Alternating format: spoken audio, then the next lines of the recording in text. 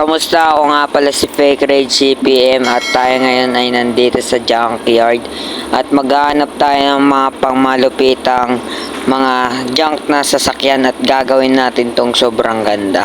Tara na. At meron dito sasakyan at tara na pumasok dito sa junkyard. Boss, pwede ba magtanong? Oo, sige. Ano ba yung tatanong mo? Boss, pwede ba dito maghanap ng mga sports car at kunin ko na lang to? Magbayad na lang ako kahit konti. Sige, hanap ka lang dyan. Sige, salamat boss. Yan nga guys, oh. Pinayagan tayo ni Bossing.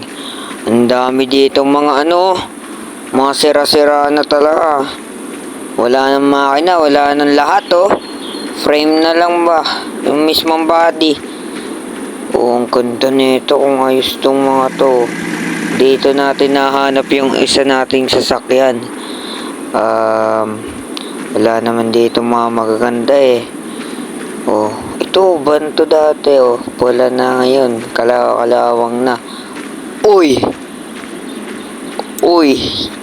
Tama ba yung nakikita ko? Oh my goodness. Kukunin ko na are.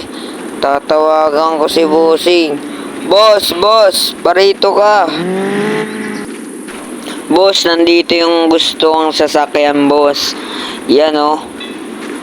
Magkano kaya ito? Boss, magkano mo to i-presyo sa akin? Ito. Mukhang meron pa tong makina at medyo ayos pa.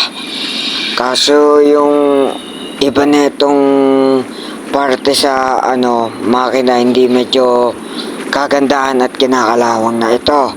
Siguro bibigay ko na lang sa ito ng 10,000. Okay na yun. O sige po bossing, okay na yan. Total, mahal naman talaga tong mga ayos na Skyline GTR. Papaayos ko pa to eh. Boss, ito na yung bayad oh. Ay, salamat. Mauuwi mo na yan.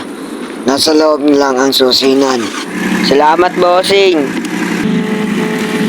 Uuwi na natin to guys. At mukhang sulit naman yung bayad natin dito ng 10k dahil Skyline GTR to, apaka mahal. Talagang mahal to pag napaayos, pero magtratrabaho na lang ako para meron akong pera pang upgrade. Tara na't bumalik sa Anonymous City. Ipunta na natin tong ating sasakyan sa mechanic.